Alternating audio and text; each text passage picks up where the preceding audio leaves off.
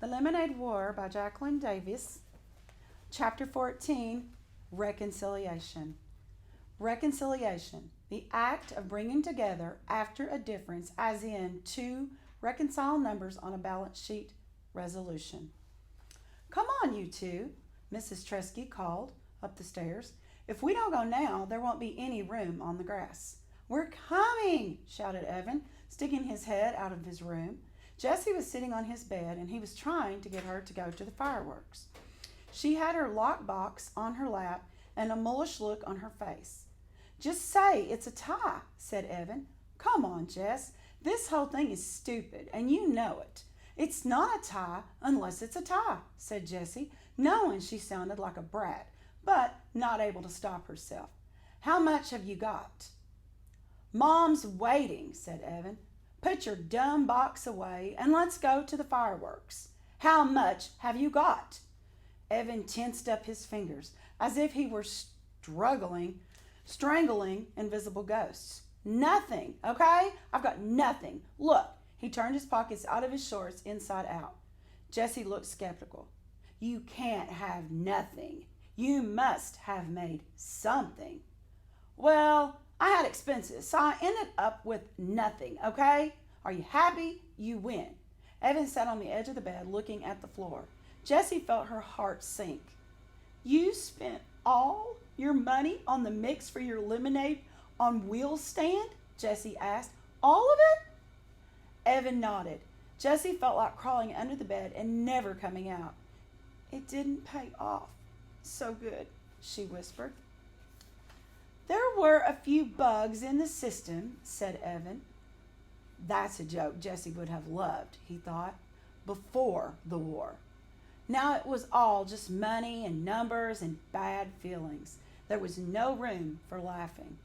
Oh, said Jessie, her voice the size of an ant. She stared down at the box in her lap. I've got... She opened the lid of the lockbox, took out the change tray, and pushed aside all the scraps of paper she had collected and the comment card from Megan.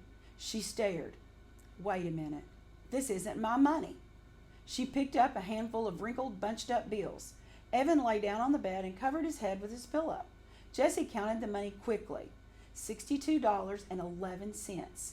Where'd this come from? My money, said Evan from underneath the pillow. What? Said Jessie. Take that dumb pillow away. I can't understand what you're saying. She hit the side of his leg for emphasis. It's my money, he shouted, still through the pillow. It was $103, but then I spent $41 for lemonade on wheels stand. So now it's just $62. Your money? But where's my money? Evan pulled the pillow away from his face. His eyes were closed. His nose pointed at the ceiling. He folded his arms across his chest like a dead man. I took it. Well, give it back, said Jessie. This time she hit the side of his leg for real. I can't. It's gone. He lay as still as a 3-day-old corpse. Gone? Gone where? Jessie was shrieking now. Never in her life had she worked so hard to earn money. Never in her life had she had more than $100 in her hand. Never in her life had she had a friend that she trusted like Megan had. I don't know. It was in my shorts pocket. And then I played basketball with the guys. And then we went to Jack's house to swim. And I took off my shorts and borrowed a suit. And when I went back to change, the money was gone. He sat up and faced his sister. I'm really sorry. In a real war, you fight. You fight with your hands and with weapons. You fight with anything you've got because it's a matter of life and death. Jessie felt the loss of her hard-earned money like a death, and she ripped into Evan with all the power in her body. She punched him. She kicked him. She threw her lockbox at him. She wanted to tear him up into little pieces. Evan didn't try to pin her, though it would have been easy to do. Part of him just wanted to lie on the bed and take it all, for being the one who started the whole thing by saying, I hate you. For making Jessie feel so rotten about herself just because Evan felt so rotten about himself for taking Jesse's money and losing it to Scott, just for being so stupid. But Jesse was really going at it, and if he didn't protect himself at least a little, he was going to end up in the emergency room, and that would upset his mom.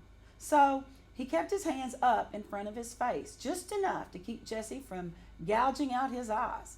But he never once tried to hit her back. He was done fighting. Finally, Jessie ran out of gas. She lay down on the bed and tried to make her brain work. Her body was so worn out that her brain felt like the only part of her that could work. "One of your friends stole my money?" she asked. "I think it was Scott Spencer," said Evan. "He went upstairs to go to the bathroom, and then he came down and all in a hurry, and he said he had to go home. After that, I went upstairs and the money was gone." "He's such a jerk," said Jessie. "The biggest," said Evan. "If he gets an Xbox, I'll know it was him." "It was a lot of money," said Jessie, feeling the tears start to spring from her eyes and run down her face. "It was," said Evan. "I couldn't believe how much when I saw it. You're really something, you know that? Earning all that money selling lemonade." "Thanks," thought Jessie, though she couldn't say the word. "Why'd you do it, Evan?" she asked. She meant, why'd you take the money? And why'd you act so mean? And why'd you start this whole war in the first place? There were too many questions. "I was mad at you for putting the bugs in my lemonade," he said. "Well, I was mad at you for saying you wanted to pulverize me," she said.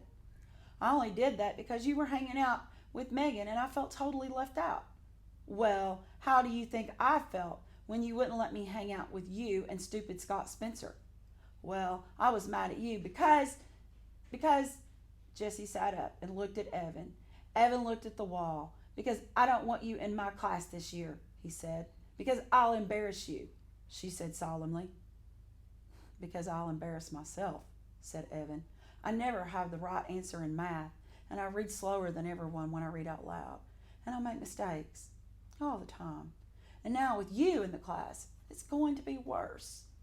They'll all say, 'Wow, he's even dumber than his little sister.'" Evan's shoulders slumped and his head hung low. "You're not dumb," said Jessie. "I know you don't think I am," he said. "And that stinks too, that you're going to see how dumb I am in school."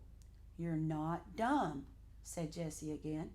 "You made $103.11 selling lemonade in just 5 days. "Yeah, but you made $208. You see, you're my little sister and you're twice as smart as me." Jessie shook her head.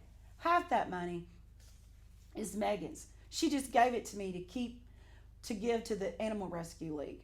I only made $104. Evan unslumped. "Really?"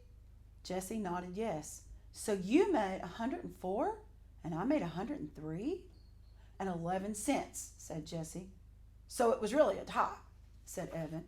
"No," said Jessie. "I won by 89 cents. But, I mean, come on," said Evan. "After all, it was practically a tie." "No," said Jessie. "It was close, but I really won." "Wow, we pretty much tied," said Evan. Jessie decided to just let it go. For the first time in 4 days, she didn't care about who had more and who had less. Besides, she was waiting to see how long it took before Evan figured it out. Not long. "Holy crud," he said suddenly. "I've lost Megan's money too. $104 of her money. Oh, crud." He threw himself back on his bed and covered his face with both arms. Neither of them said anything for a long time. Finally, Jessie broke the silence. "I'm really sorry I put the bugs in your lemonade." "Thanks," said Evan. "I'm sorry I took your and Megan's money. We shouldn't have done any of this," Jessie said, waving her hand at the money on the bed. "It ruined the end of summer." "Yeah, the whole summer's been crud," said Evan. "Not the whole summer, just the last 5 days. Remember, we went to Bar Harbor and we swam at the pond?" Jessie couldn't stand Evan thinking their whole summer together had been crud. Yeah, but I think the last 5 days kind of cancels all that out, said Evan. I can't believe I had to tell Megan Moriarty she likes you, Jessie. Evan sat up, surprised. Really? Yeah, said Jessie. I don't get it either. But she's always asking what you're doing and if you can play and stuff. Why do you think she does that? Cool, said Evan, smiling. So you guys are friends? Yeah, said Jessie. We're good friends. Okay then. So she'll be coming over here to play and stuff, right? That's cool. You're weird, said Jessie. Yes, I am, said Evan. There was another long silence. The late summer light in Evan's one-window room had faded to black, but neither one of them wanted to turn on a light. It was nice sitting there, just the two of them, in the cooling darkness. An afternoon breeze had kicked itself into a gusty wind, and the shade on the window tapped out a steady beat that was pleasant and reassuring. This war was stupid, said Jessie. Evan nodded in the dark. Just then they heard the sound of thunder booming in the distance, then more and more until the whole house shook. The fireworks! Shouted Jessie. Oh, snap! Shouted Evan. Jessie and Evan raced down the stairs. At the bottom, they found their mother sitting on the last step watching the sky through the sliding screen door. Why didn't you call us? Said Evan. We're missing the fireworks, said Jessie. Oh, I figured whenever the two of you were talking about what was more important than the fireworks show. Mrs. Tresky turned to look at her kids. Did you work it out? Evan and Jessie nodded just as a Roman candle exploded in the sky. Not a bad seat, said Mrs. Tresky, patting the step. Enjoy. For 20 minutes, the night sky was alive with wagon wheels, party-colored dahlias, and whistling glitter palms. Evan, Jessie, and Mrs. Tresky sat watching, silent, but for the occasional ooh and ah that seemed to escape from their lips like hissing air from an overblown tire. When the last of the fireworks bloomed and then faded, Evan, Jessie, and Mrs. Tresky sat in the darkness waiting. No one said anything for several minutes, and then Jessie whispered, "It's over." Yes, it was over. Wait, said Evan. What was that? What? Asked Jessie, straining her ears. Listen. In the distance, a boom and a rattle. More fireworks, said Evan, staring up at the dark sky. Where? I didn't see them, said Jessie. All of a sudden, the sky split in two as lightning sliced the night. An explosion of thunder rolled through the house, rattling the windows and pictures on the walls. Rain poured from the sky as if a gigantic faucet had been twisted off. Yow! Shouted Mrs. Tresky, leaping up from the step. Battle stations!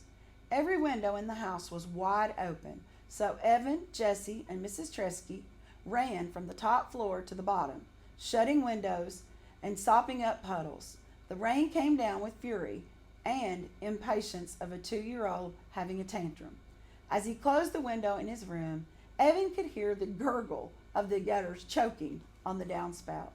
One thing ends, another begins, said Mrs. Teskey. Meeting Jessie and Evan on the stairs, she raised her index finger like a wise philosopher. Fireworks. Rainstorm. Jessie raised her index finger. Summer school. Evan raised his index finger. War. Peace.